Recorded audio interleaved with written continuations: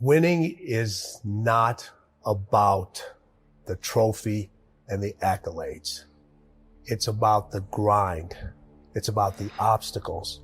It's about the challenges. It's about the pain that you endure along the way for that 30 seconds of being able to either stand on a platform, be acknowledged by individuals that are close to you. But when that happens, your mind has to immediately shift back, because now you felt and tasted something that you could only get through winning. Are you willing to do it again? Everybody wants to win, but in order to know how to win, you got to know how to lose, because you're going to lose more than you're going to win.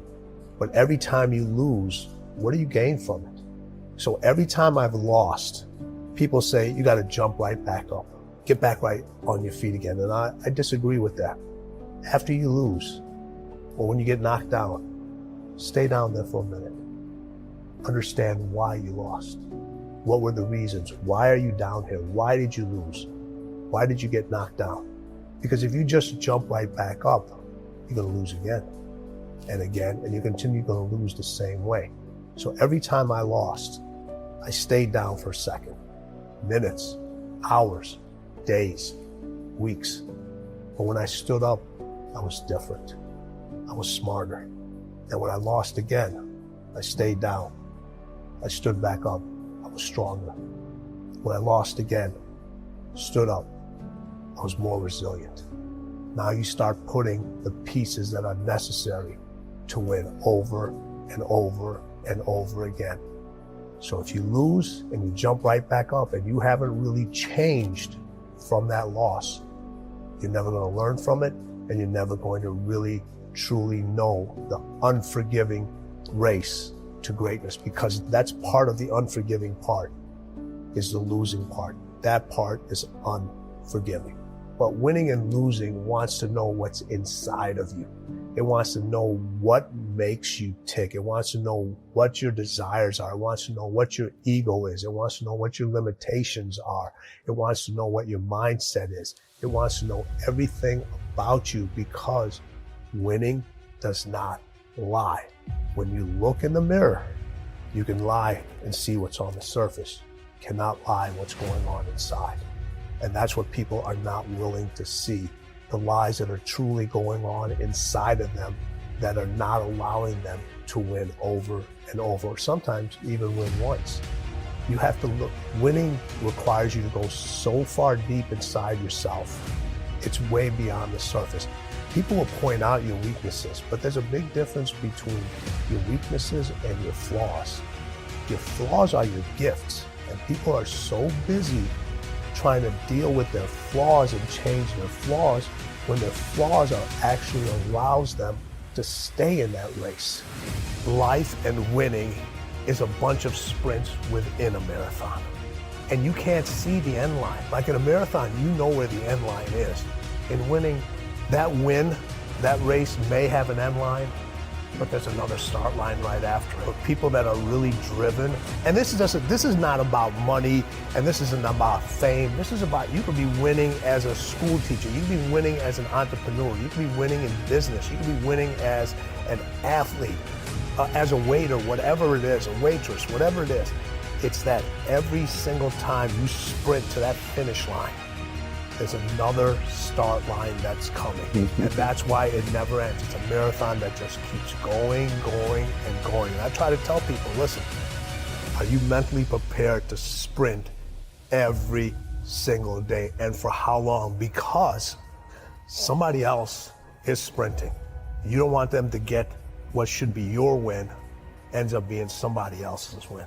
And everyone says hard work, no, we'll get you closer to that win. How many individuals have you known that you've outworked and they got that win? Winning has no loyalty to you. It has no loyalty to me. It has no loyalty to anybody. You can outwork somebody. You can outstudy them.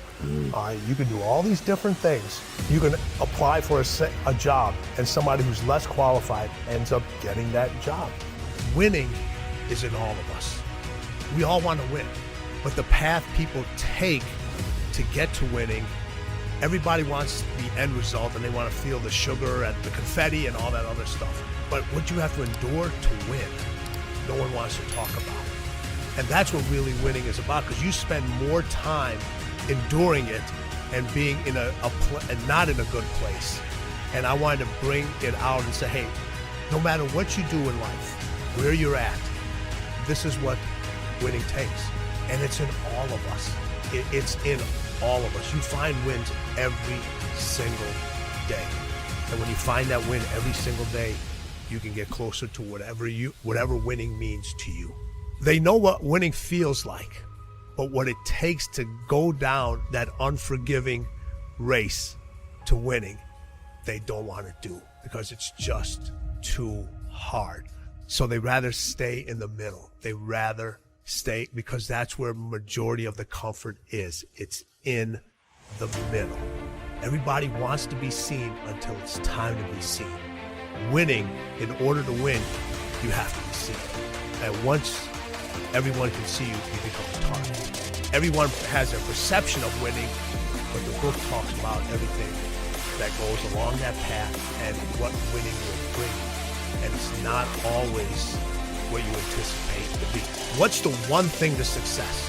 What's the one thing to your success? What's the one thing to making it? What's the one thing to winning? Man, if it was that easy, everybody would do it. But when you look at the road to winning, people look at you and they're like, you're a success, all right? But your road has so many more steps. Those steps are infinite. Sometimes you get to see them, sometimes you don't. Sometimes they're there, other times they're wobbly.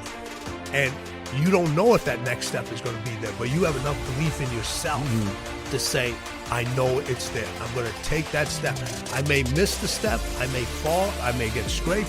That step may go in a quicksand, but I know there's another step. I know it. I believe inside me that there's another step that I have to take, that somebody else isn't making me take. And you continue to take those steps are infinite. Winning is infinite.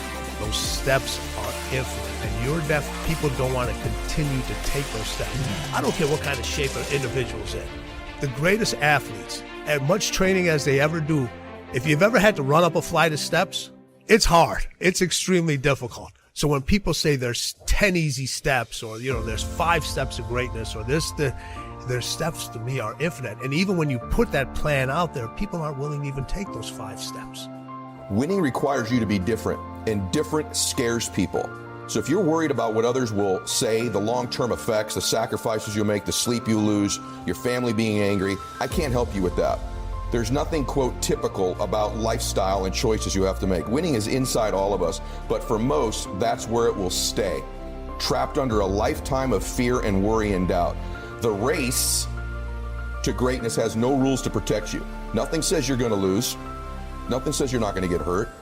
You're not going to do all this work for nothing. There's no guarantee it'll be fair. Most likely it will not be fair. You'll lose at the buzzer. You lose to someone who didn't work as hard as you did. You lose on a bad call or a bad place. Someone else will get the job. A pandemic will wipe out your season, your bank account, your career. Yet, the prize at the end of that race remains so compelling, so addictive, so gorgeous, we keep running and stumbling and sacrificing and competing to catch it. Your mind has to be stronger than your feelings. Think about every poor decision you've made in your life. There was more emotion that was involved in it than there was mine.